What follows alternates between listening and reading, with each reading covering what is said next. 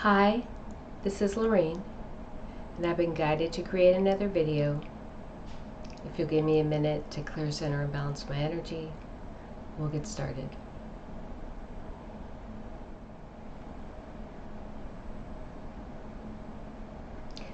This week, some very strong messages came in related to DNA and energy and that exchange, and I just wanted to discuss it. This is a new topic that's come in intuitively, but it felt very important. I felt it very deep in my body. And past lives are carried in the energy. Past lives are carried, they say, in the Akashic records. What the esoteric community would call the Akashic records. And I had a very somebody I know who I met recently who I felt very strongly had a past life as William Wallace or was strongly connected to him through his DNA. And I didn't understand what was coming in. And so I was reminded of my thoughts on genealogy. My aunt did our genealogy. And the message was, genealogy is irrelevant because all information is carried in energy. And when we are born, the energy forms the DNA. The energy influences the DNA. The DNA does not dictate who we become. It is the energy that's infused in that egg at conception that determines our identity. And so I was also doing some reading about mitochondrial DNA, like how that's the women actually carry the DNA encoded information. The women carry the information encoded in their DNA, not on the Y chromosome or something to that effect. Sorry, it was just something I read in passing.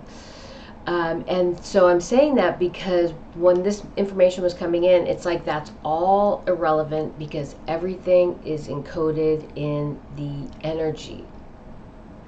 DNA is a byproduct of energy. A person's existence on this world, every experience they have, how they influence the people and the world around them is carried in their energy field. And it's that energy field that influences the DNA. At birth, the soul and the DNA are merged, and they are symbiotic. They are working with each other. The physical form, the DNA, is a physical manifestation of what is encoded in that energy of the soul. The soul is a fractal. It's a book in the Akashic records. So the esoteric community considers the Akashic records the library of the universe. It carries all information of the universe. And if we use that as a metaphor, each soul is a book that's housed in the Akashic records. So when a person passes away, when their physical body no longer exists, the soul pulls that information, whatever information it has engaged with the physical body, is pulled out into the soul and placed in that, we'll call that the Akashic records. The DNA does not define or influence the soul. It's the soul that carries the encoded information for that person. The soul reshapes DNA. I feel, and the information that has come into me is Every particle of energy carries the whole of the universe, carries all information in the universe. So if you're coming at it from an Akashic Records point of view, every particle of energy carries the Akashic Records. But the Akashic Records, in and of itself, that particle of energy that carries all information in the universe, is a fractal, a piece of the divine consciousness. It's only one piece of its existence in totality. It's one perception of itself.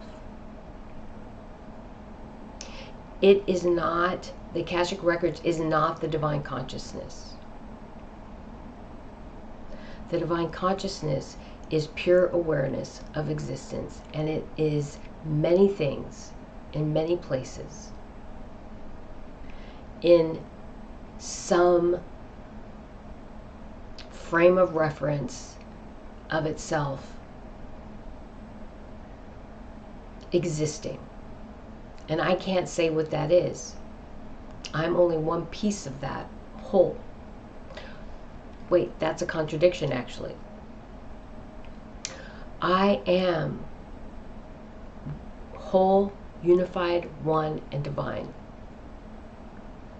At the root, I am the creator of this universe. I am pure consciousness, perceiving itself as separate.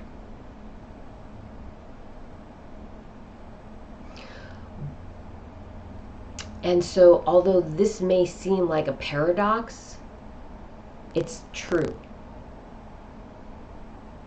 And this is part of our expansion and our growth.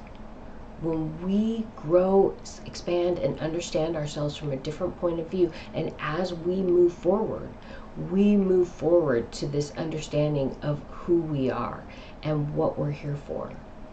And we step forward into understanding and reconciling our true divine root, our true divine self. So, divinity in its whole true state of pure consciousness. This existence is just one small piece of what that existence truly is. And that's not meant to marginalize us in any way, or this perception of us. It's just meant to help us move forward to understand that we are so much greater than we believe ourselves to be. And it's meant to encourage you to explore who you are and grow and expand beyond the limitations of this perceived existence. Okay? All right, I think that's it. Thank you.